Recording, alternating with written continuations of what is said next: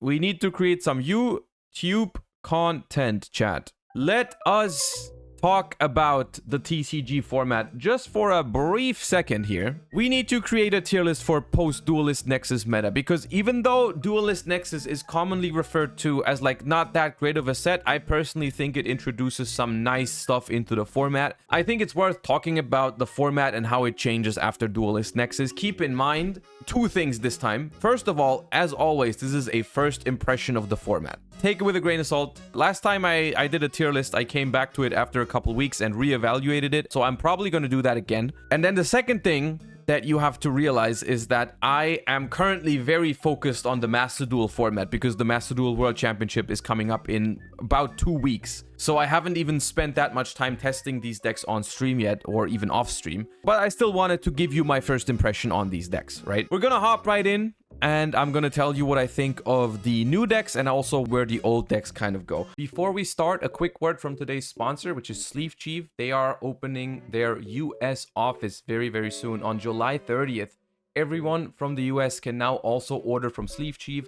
They are also gonna restock a lot of the products on the same day. So be aware of that. You're going to be able to use Josh15 for 15% off for an entire week starting July 30th. And there is even reduced shipping for everyone in the US. So make sure you check that out if you want to support the channel and get yourself some nice OCG products and accessories. Link to that is in the description below. Without further ado, back to the video. I do want to start by saying Kashtira is still an S tier deck. Absolutely. That does not change with Duelist Nexus. And it is a very important factor with how I plan to evaluate the other decks. The other decks will all have to compete with Kashtira. That's just how it is. Kashtira is still very, very solid. Gonna be gatekeeping a lot of these newer decks from entering the S or A tier category here. Kashtira is still definitely the deck to beat, I think. Gold Pride, I think that deck is a solid B tier deck. It's gonna end up at the lower end of B tier. I'm gonna rate other decks a little bit higher than Gold Pride, but I think the deck has kind of established itself in the meta as something that it's not great. No one is complaining about it being like too strong or anything. Even its end boards, if it goes uninterrupted, are something that some meta decks can beat, and that's why I think it goes in the B tier category. But it's definitely not a bad deck. Like, we've seen it top regionals, we've even seen it top YCSs or the NAWCQ. The deck is solid. I think it has its merits in the format. Sky Striker, on the other hand, I did not rate it very highly after the last ban list, and I still don't think it is very good, and I don't think it did perform in this format very much. I'm gonna put it in C tier, higher end of C tier,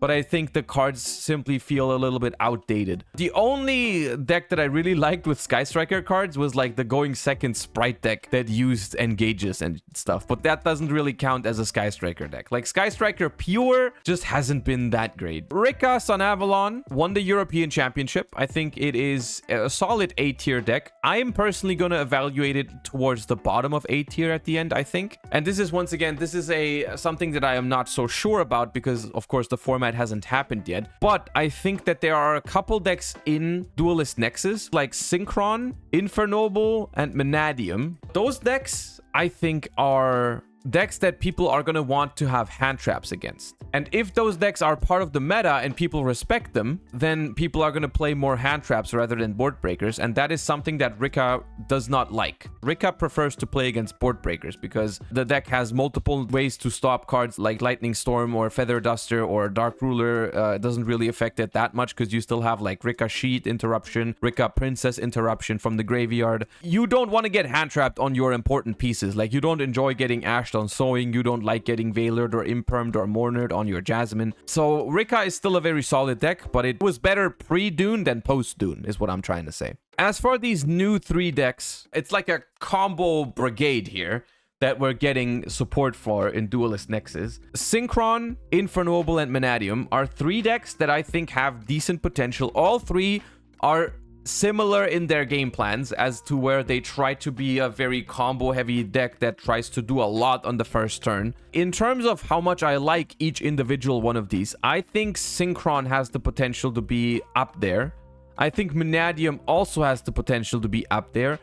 Infernoble, I would put in the high B tier category. I'm going to evaluate these 3 decks pretty much together because I think they follow very similar game plans. The Infernoble game plan, in my opinion, and that, once again, this is not a super informed opinion, but I think that Infernoble is the weakest out of the 3 because its board suffers the most from board breakers and stuff, because it's mostly focused on Omni Negates, is my impression. However, the Synchron deck and the Mannadium deck have some other routes of play that they can take. The Synchron deck can hand loop, for example, and the Mannadium deck can set up a counter trap to counter stuff like Dark Ruler. So that's why I think those 2 decks might be better positioned. Once again, I'm giving them the benefit of the doubt because they seem good to me. I don't know if they're holding up to it because, once again, the combo decks always have a big problem of when they go second, they sometimes don't do enough. This might be completely true for Synchron and Mannadium, and they might end up being just B tier decks, right? Also, another thing is that Synchron, even if it doesn't hand loop you, or even if you have a Dark Ruler after you get hand looped, there's still the possibility of Calamity.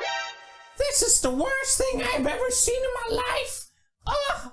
Get it away from me, man! Locking you with like Crimson Dragon, which I think sets these 2 decks apart from Infernoble Knight. But all 3 of those decks get very solid support in Duelist Nexus and are definitely worth looking at if you are a fan of those archetypes. Super Heavy Samurai, I don't even know why I still kept it in here. The pure Super Heavy Samurai isn't even really a deck anymore. So as a pure deck, I would put it at the top of C tier. Keep in mind, the engine has still seen some success here and there. Like, as an engine, I think it still has some stuff it can do. But as its own deck, I don't think it holds its own, especially compared to the other combo piles that we now have, right? I mean, Synchron decks, Mannadium decks, Infernoble decks are like, I think, just better pure combo decks than the Super Heavy Samurai deck is, but yeah.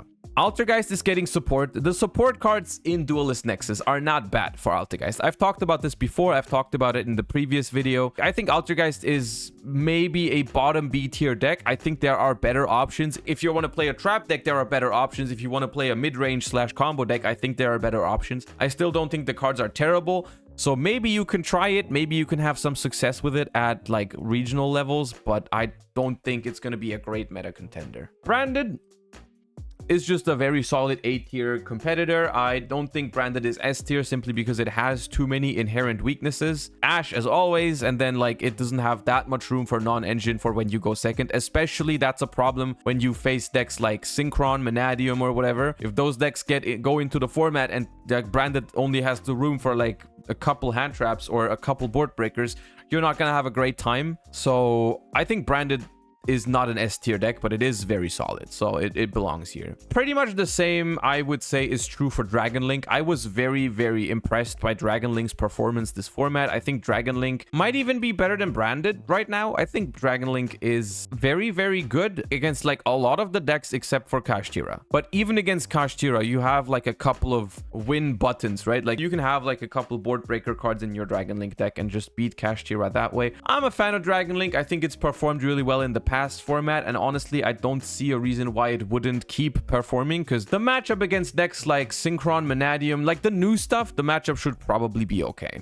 Potentially, there's even some ways to innovate on Dragon Link with the new cards, because you could even do some cool stuff where you make an ancient fairy dragon and pop your Ravine and search any field spell in the game. There's a universe where that's a thing, right? Drytron, I would argue with Kashtira just having a Rysard and Dragon Link and Branded main decking Bystials. I think Drytron is just not a great pick right now. In a vacuum, the deck isn't much worse than decks like Infernoble, Goldpride, or Altergeist, I don't think. It's just that the environment isn't great for Drytron. If other decks start playing hand traps again, you're gonna have a bad matchup against Kashtira, Dragon Link, Branded, and the other decks are chock full of hand traps. So I don't think Drytron is just in a great state right now. And kind of the same is true for Dark World. I think Dark World is a little bit better than Drytron even, because it is less vulnerable to certain hand traps, but both of them also have a big problem with Droll and Lockbird, which is going to be a thing still. And then Shifter in some decks as well. Like, I just don't see these two decks outperforming other combo decks. Like, if you're a fan of these like ignorant going first combo strategies, I think looking into Infernoble, Mannadium, Synchron stuff is probably a better bet. Or maybe even Rika, which is also kind of the same, just like combo pile going first, right? I should probably put pure Super Heavy Samurai somewhere else. Eldritch, I'm always rating Eldritch very, very low in these tier lists. That's just because I really don't like it, and I think it's just strictly worse worse than Labyrinth. I'm gonna throw it in C tier just because people always seem very mad when I throw it in D tier, and it is technically true that a deck full of floodgates can still do well, and only because it's a worse version of Labyrinth, that doesn't automatically make it a D tier, I guess. So I'm gonna leave it in C. Labyrinth, I have mixed feelings on. I think the deck is very good. However, it seems to have this like up and down where like sometimes it really performs well and then sometimes it doesn't. I don't know. Like we've had a couple tournaments where Labyrinth was like very well represented but simply did not perform super well. It does benefit a little bit from people using less evenly matched, right? We're going to talk about the situation of the Runic decks specifically because that's a hard matchup for Labyrinth. Spoilers, I do predict the Runic decks to become a little bit worse in this upcoming format. So that is something that Labyrinth can benefit from. Exo Sister, I am going to put some respect on because they did so well in recent events. I'm going to put it at the bottom of B tier, and that's all you're going to get. Exo Sister community, don't ask for more. Don't you dare asking for more. The deck can play a decent amount of hand traps to combat a lot of the combo decks of the format, and then you just hand trap these decks so that they have to pass, and then you reveal a Martha on them, and then you're Gucci, I suppose. You can play Shifter to beat some of the decks, so I'm not a huge fan of the deck, but I'm gonna give you the benefit of the doubt and put it in B tier. That's all you get. Fluanderies is also the bottom of B tier in my opinion, simply because the deck is not consistent and it loses to itself way too much because of that. And the second thing is the deck also really doesn't enjoy... Everyone is already on Ash Blossom pretty much because of Branded, but like I think cards like Imperm and Valor can definitely make a comeback next format to stop cards like, you know, Junk Speeder, to stop a little bit of the Manadium shenanigans, those kind of things. Droll and Lockbird also, you know, so I just don't think Flunder enjoys being in a hand trap environment that much. If you want to play a Shifter deck, I think you're just going to be better off playing Kashtira or even Exo Sisters. At Ignister, I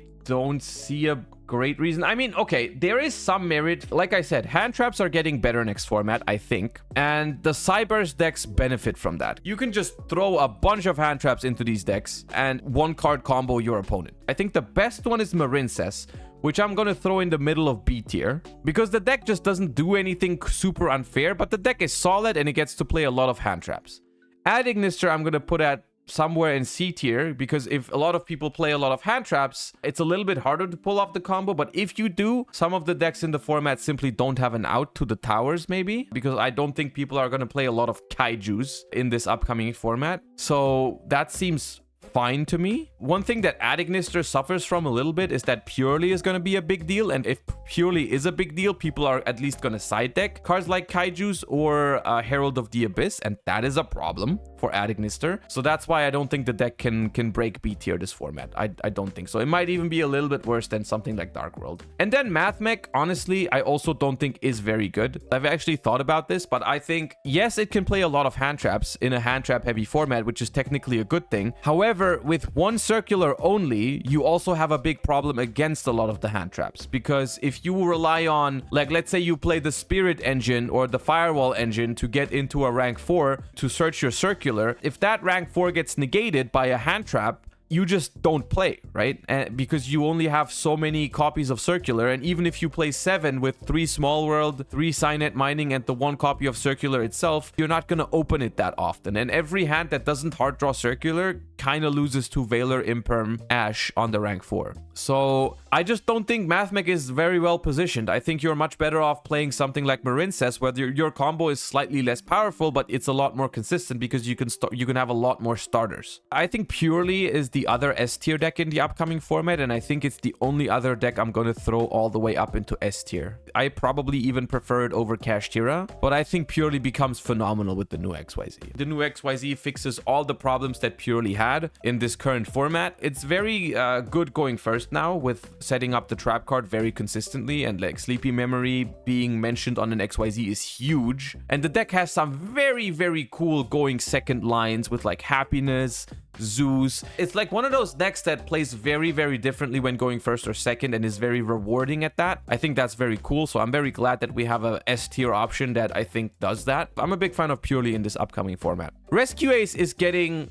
solid support in this set that made it a top tier deck in the OCG. It still is a top tier deck in the OCG. However, I think there's a big difference between the OCG and the TCG, and you guessed it, it's Max C. Still, I could see it somewhere in the B tier. I could see some experimentation with it. I don't think it's the greatest concept in a format where there's no maxi, because yes, the board you make is kind of cool, but you're setting up a lot of spell and trap cards from your deck, which means that you need to play all of those, and a lot of those you don't really enjoy drawing. But the support from Duelist Nexus is good. I wouldn't be surprised if people experimented with it and if it did perform decently well. All right, let's talk about some sprite variations. I still have a lot of them in here, even though a lot of them haven't been that relevant. So let's do it a little bit faster. The only reason I included Gishki Sprite is because it topped the NAWCQ. So I wanted to give you guys my opinion on it. I think it's the very bottom of B tier, maybe very high C tier for Gishki Sprite. I think Gishki Sprite is just not that exciting overall. It just doesn't do that much. Without Elf, it loses its main synergy point in my opinion. The same is true for Tri-Brigade Sprite. I think Tri-Brigade Sprite is playable if you really want to. However, I don't see a reason to play Tri-Brigade Sprite over the other Sprite variations. Melfi Sprite, I think, marks the very top of the B category. It does play very well into hand traps, so maybe it should be respected as like an A tier deck. Yeah, maybe it's an A tier deck simply because if it is a hand trap heavy format, Melfi Sprite should do really well into that. It does have a problem with Droll and Lockbird, which does look like it's going to be a solid card in this format. I'm not sure if people are going to main Droll and Lockbird, but it's going to be somewhere between main and side deck. And now, my beloved Runic Sprites, unfortunately, I'm gonna have to throw these here. They are now demoted to B tier. As much as it hurts me, as much as it pains me to say it, I do not think it's a great environment for Runic Sprite decks for two reasons. The first big reason is that you yourself do not have the ability to play a lot of hand traps. You simply cannot do that. Yes, the new Runic Fusion is good for Runic decks. Absolutely. Phenomenal card. However, if the entire format changes into an environment where combo decks like Synchron or Vanadium play a big role, and Rika as well to an extent, then Runic Sprite decks just struggle with that because you simply can't throw 3 Evenlies or Dark Ruler or Droplet or whatever into your Runic deck now and expect to break those decks' boards, right? You simply can't do that. Think of it as the time where Super Heavy Samurai released at full power. Just think back that format, right? From YCS London, where the Runic Sprite decks I think were really, really good, to Super Heavy Samurai entering the format, and like no one really played Runic decks anymore, simply because the Super Heavy Samurai was borderline unwinnable with board breakers. It was just not something you could do. So that's the same thing happening right now. Vanadium, Synchron, Infernoble, those decks are entering the format and you just have a problem with those. The decks are good into hand traps, I think, especially the Fur Hire deck is a little bit better into hand traps because if you get hand trapped, you can just like Mannequin Cat shenanigans and draw 3 cards. So I think that's not the big problem. The problem is not other decks having hand traps. It's more so the dynamic that the combo decks create for Runic decks. That's why I think the Runic decks are B tier. They're still playable, but you're not going to enjoy playing against the combo decks. Sword Soul, as always, right down the middle of B tier. Nothing else to say about it. Tearlaments, I am going to throw in C tier simply because I don't see a single reason to play Tearlaments right now. Among the top decks in the format, the absolute top decks in the format, Kashtira, Dragon Link, Branded. All 3 of those decks, Arisard, Bystials. You just do not have a great time in this format. I think the deck itself is still fine, and it can come back into the game at some point. I just don't think it's now. Tistina, new archetype from Duelist Nexus, new world premiere cards are not playable until we get another wave, unfortunately. I do not think the cards are bad. I think with another solid wave of support, maybe we can talk about the Tistina deck. However, right now, with the cards we currently have, there is simply no concept. There is simply no deck list that you can make that really makes sense.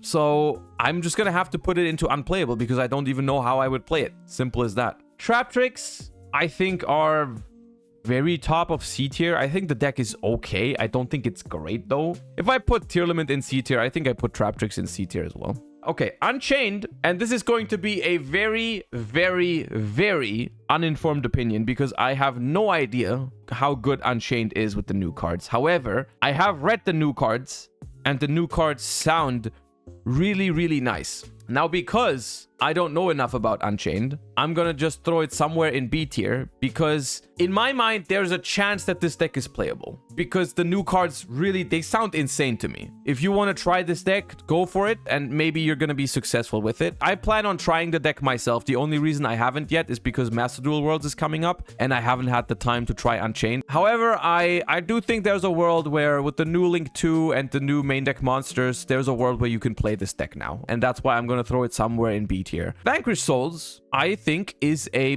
pretty solid deck right now because it can fit very well into a hand trap metagame. Like, it can play a decent chunk of hand traps themselves. Maybe a little bit worse than the Runic decks. I think Vanquish Soul can hold its own in the B tier category. The only reason I've included Virtual World in this tier list is because they technically get support with Crimson Dragon. So, like, it can technically make a solid board again. However, I don't think it does that better than other decks. I'm gonna throw it in the top of C tier. And this is the tier list. I see a lot of people in chat asking, where is this deck? Where is that deck? That's gonna be the job of the YouTube comments, right? We always do it like this. If I missed your deck, you can go ahead and ask me about it in the YouTube comments. I will try to answer as many comments as possible and tell you what I think about your deck because it is not possible to include every single deck in these tier lists. It is quite simply not possible. So that way you can just ask me about whichever deck you want to know about in the YouTube comments. Without further ado, I hope you enjoyed this first impression of the new format. Keep that in mind.